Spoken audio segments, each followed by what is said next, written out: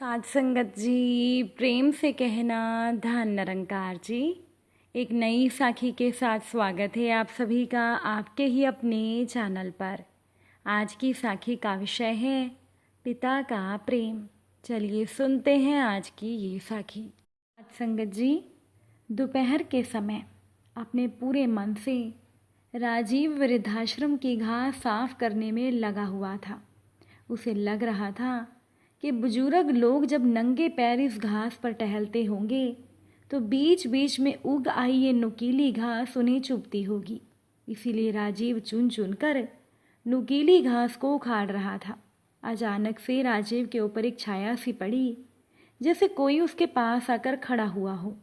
मुस्कुराकर सिर उठाकर उसने देखा तो एकदम से वो हैरान हो गया। सांस उसके गले में ही अटक गई, आवाज़ उसकी दबकर ही रह गई। वो चेहरा उसके पिता का था। गहरी नज़रों से उसके पिता उसे ही देख रहे थे। राजीव एकदम से घबरा गया। वो बेहोश होते होते बचा। 2 पलों के लिए दोनों की नज़रें आपस में मिली और उन पलों में जैसे दुनिया थम सी गई थी। फिर वो आगे बढ़ा। उसका हृदय चीत्कार कर रहा था कि दौड़कर अपने पिता को पकड़ ले, उन्हें रोक ले, उनसे माफ़ी मांग ले। पर राजीव के शरीर ने तो जैसे जवाब ही दे दिया था। बस हाथों में नुकीली घास पकड़े दोनों घुटनों के बल वो घास पर बैठा रहा और अपने पिता को जाते हुए वो देखता सा रह गया। साध संगत जी, 10 साल, हाँ 10 साल ही तो होने को आए थे उस घटना को। तब से आज तक एक दिन भी राजीव ठीक से सो नहीं सका। उसके अतीत का चलचित्र उसकी आंखों के सामने घूमने लगा। राजीव अपने माता पिता का इकलौता बेटा था और उसके पिता एक कॉलेज में प्रिंसिपल थे। लाड़ प्यार से कोसों दूर, सख्त और अनुशासन प्रिय थे राजीव के पिताजी। उसे तराश कर जीवन की राह पर बिना किसी सहारे के चलने लायक बनाना चाहते थे राजीव के पिता। पर राजीव के पिता की नज़रों में उनका बेटा एक नालायक लड़का था, जिसकी पढ़ाई लिखाई में कुछ रुचि नहीं थी। राजीव के पिता का बेटे से बात करने का तरीका इतना रूखा और कठोर था कि वो अपने पिता से चिढ़ जाता था। जब तब उसे सुनाते हुए माँ से कहते थे कि अपने लाडले बेटे से कह दो, यही 2-4 साल हैं, जमकर मेहनत कर ले, सिर्फ यही एक रास्ता है अच्छी नौकरी पाने का। ये यारी दोस्ती कुछ काम नहीं आएगी। कभी कहते कि अभी पिछले महीने ही तो 10,000 रुपये दिए थे, इतने पैसे कहाँ उड़ा दिए। एक बार राजीव ने अपने मित्रों की देखा देखी माँ से नया फ़ोन लेने की जिद की थी। कहने लगा था, माँ क्या रोब पड़ता है सब पर जब महंगा अच्छा फ़ोन हाथ में होता है। पर राजीव के पिताजी ने साफ मना कर दिया था कि क्यों, पुराने फ़ोन से इज्जत कम होती है क्या। जब तक माँ जिंदा थी राजीव की माँ उसे समझाया करती थी कि बेटा तेरे पापा तुझे कामयाब बनाना चाहते हैं।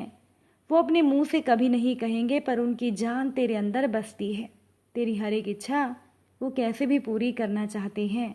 राजीव का जवाब होता था, मेरे अंदर जान बसती है तभी मुझे हर समय डांटते रहते हैं।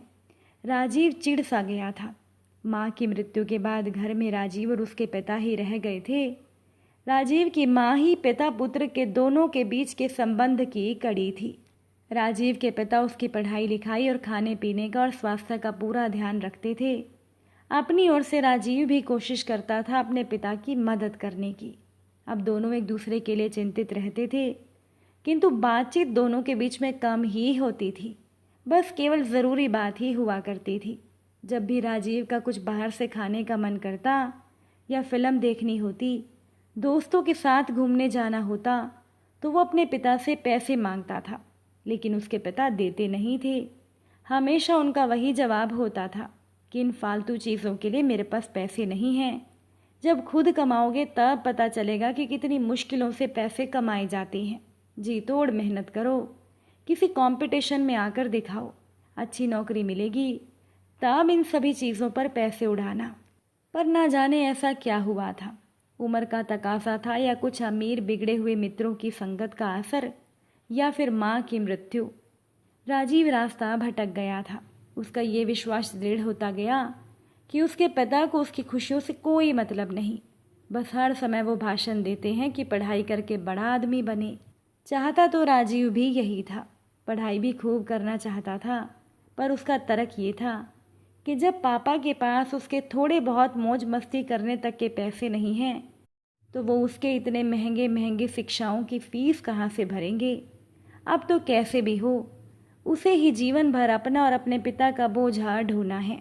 और फिर आया राजीव के जीवन का सबसे मनहूस दिन, जब उसने अपने दोस्तों के बहकावे में आकर एक बहुत बड़ा गलत काम कर लिया था। झूठी कहानी बनाकर अपने पिताजी के संग हरिद्वार जाने की उसने योजना बनाई।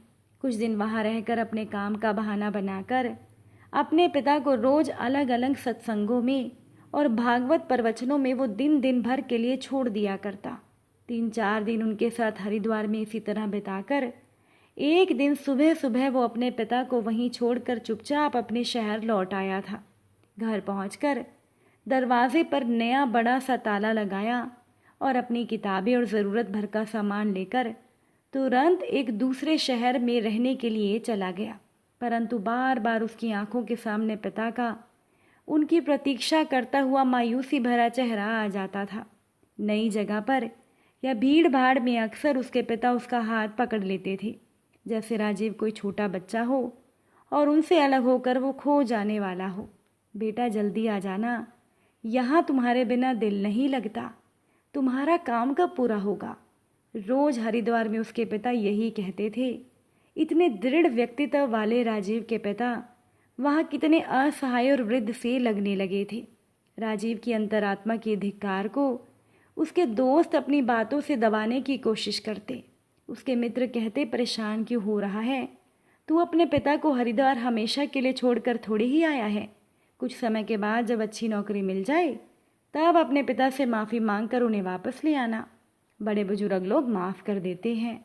राजीव के मित्रों ने कितनी घटिया योजना बनाई थी, जैसे उसके पिता कोई नासमझ बच्चे थे जो हर एक काम उसकी सुविधा अनुसार ही करते। साध संगत जी कहते हैं ना, विनाश काले विपरीत बुद्धि। और मूर्खता की चरम सीमा ये कि घर में नया ताला लगाकर राजीव खुद की होशियारी पर घमंड दिखा रहा था। राजीव और उसके मित्रों को, उन निर्बुद्धियों को ये समझ नहीं आ रहा था कि राजीव के पिता के लिए ताला तोड़कर अपने ही घर के अंदर आना ये कोई मुश्किल काम नहीं था।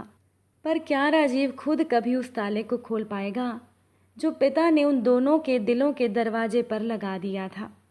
राजीव के पिता के तो कितने ही विद्यार्थी थे जो उनके एक इशारे पर कुछ भी करने को तैयार हो जाते थे और हर जगह वो फैले भी थे। राजीव के पिता चाहते तो वो बेटे को ढूंढ सकते थे, पर ये सब तो तब होता जब राजीव के पिता ऐसा कुछ करना चाहते। उनके बेटे ने उन्हें अकेला हरिद्वार में छोड़ दिया। इस हरकत से राजीव के पिता की आत्मा पर इतना गहरा झटका लगा कि उन्होंने खुद ही अपने घर, अपने सामान और यहाँ तक कि अपने बेटे के लिए प्यार को भी तिलांजलि दे दी थी। ना तो वो घर लौटे, ना ही उन्होंने अपना कोई पत्र लिखा। राजीव के मन में विचार आता कि हे भगवान, क्या मुझे इस अपराध के लिए भगवान कभी माफ़ करेगा। दिन पर दिन जैसे कुछ मरता जा रहा था राजीव के अंदर। लगभग 10 दिनों के बाद ही जब अपराध बोध ने उसकी अकल पर पड़ा हुआ पर्दा हटाया, तब अपने पिता को वापस लाने के लिए वो चल दिया था। पागलों की तरह वो उन्हें हर जगह ढूंढता रहा। जितने भी बुजुर्गों के लिए वृद्धाश्रम, सदन, कमरे सब उसने देख रखे थे। ये सोचकर कि मेरे पिताजी किसी एक में ही रहते हुए मिल जाएंगे, सब उसने ढूंढ दिए, पर राजीव को उसके पिता नहीं मिले। पूरा हरिद्वार उसने छान दिया। शर्म और दुख से उसने कमरा बंद करके पढ़ाई में ही खुद को डुबो दिया था। अपने दोस्तों से भी किनारा कर लिया था। राजीव के पिता की बात सच निकली। कड़ी मेहनत से उसे नौकरी मिल गई। समाज के मानदंड के अनुसार वो बड़ा आदमी बन गया था, पर यह तो उसकी अंतरात्मा ही जानती थी कि वो कितने छोटे व्यक्तित्व वाला आदमी है। तब से समय मिलते ही वो शहर के हर वृद्धाश्रम में जाता, बुजुर्गों की सेवा करता। उनकी सेवा से राजीव को शांति मिलती थी। और आज दोपहर में इस वृद्धाश्रम में उसके पिता उसे दिख गए थे। संज्ञा शून्य सा घर वापस आकर वो बिस्तर पर ही पड़ा रह गया था। रात भर बहते हुए आंसुओं ने नींद को आंखों से दूर रखा। राजीव के मन में विचार आया कि क्या वो मेरे पिताजी ही थे। फिर उसका मन बोला, नहीं नहीं, अगर वो होते तो मुझे डांटते, गुस्सा करते, कुछ तो कहते। उनकी आवाज़ से तो मैं पहचान लेता। क्या उनसे जाकर पूछूं कि क्या आप मेरे पिताजी हैं? कहीं वो वही हुए तो किस मुंह से मैं उनका सामना करूंगा? और अगर वो कोई और हुए तो क्या होगा? अपना ऐसा अतीत मैं कैसे किसी के सामने बोल पड़ूं? आत्मग्लानि और पश्चाताप की आग ने सारी रात राजीव को सोने नहीं दिया। फिर कुछ फैसला करके तेजी से उठकर उसने अपने पुराने घर की चाबियां ली और बाहर निकल गया। अपने पाप कर्म का प्रायश्चित वो करने वाला था। आंसुओं से अपने पिता के पांव धोते हुए अपने अपराध के लिए माफ़ी मांगने वाला था और उन्हें घर लेकर लौटने वाला था। अब सुबह होते ही उसकी कार वृद्धाश्रम के बाहर थी। दौड़ते हुए वो अंदर गया। अंदर उसके जान पहचान के एक वृद्ध पौधों को पानी दे रहे थे। वो वृद्ध राजीव को देखते ही मुस्कुराए और बोले, आज इतनी सुबह, अपना भी ध्यान रखा करो बेटा। उनकी बात अनसुनी करते हुए राजीव जल्दी से बोला कि मुझे एक बात बताइए, यहाँ कल एक नए वृद्ध आए हैं ना, जिनके लंबे बाल हैं, वो किस कमरे में ठहरे हैं? कौन है वो? राजीव के जानकार वो वृद्ध बोले, अरे वो तो कल रात को ही चले गए, ना जाने कहाँ और ना जाने कहाँ से आए थे। कल सुबह ही आए थे, कह रहे थे यहाँ बड़ा अच्छा लग रहा है, अब बाकी की ज़िंदगी यहीं बिताएंगे। पर रात को बिना किसी को कुछ कहे वो तो चले गए। राजीव वहाँ खड़ा रह गया, फिर वापस बाहर भागा। तेजी से कार दौड़ाकर कई जगह ढूंढा, पर उसको अपने पिता नहीं मिले। एक किनारे कार रोककर उसने सर रखा और दुख और हताशा से वो बहुत देर तक रोता रहा। अनजाने ही उसके हाथों ने कार को उसके पुराने घर की ओर मोड़ दिया। इतने वर्षों बाद वो अपने पुराने घर में आया था, उस घर में जहाँ उसके माता पिता की यादें थी। सब कुछ वैसे ही रखा हुआ था। वो पिता के कमरे में गया। वो उनकी चीज़ों को छूना चाहता था, उनको महसूस करना चाहता था। उसने उनके बिस्तर पर हाथ फेरा।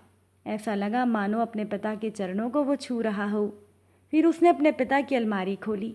सलीके से सब सामान रखा हुआ था। वो अपने पिता के कपड़ों पर हाथ लगाता रहा। अचानक से एक स्लैब पर बिछे हुए कागज के नीचे से कुछ खिसका। उसने बिछे हुए कागज को उठाकर देखा। कागज के नीचे कुछ लंबे वाले सफ़ेद लिफाफे बड़े तरीके से रखे थे। उसने उन्हें खोलकर देखा तो सबके अंदर काफ़ी सारे रुपए थे। हर लिफाफे के ऊपर उसके पिताजी की साफ सुंदर लिखावट में कुछ न कुछ लिखा था। एक लिफाफे पर लिखा था, ये मेरे बेटे की स्कूल की फ़ीस के लिए। दूसरे पर लिखा था, ये कोचिंग की फ़ीस के लिए।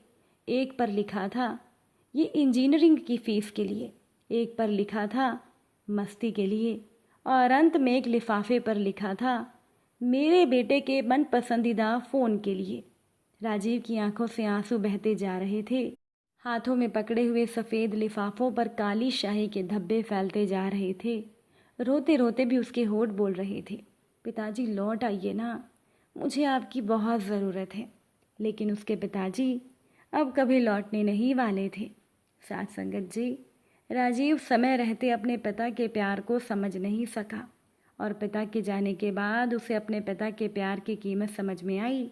लेकिन तब तक वो अपने पिता से बहुत दूर हो चुका था। अगर आज की ये साखी आपको अच्छी लगी हो तो इसे शेयर ज़रूर कीजिएगा।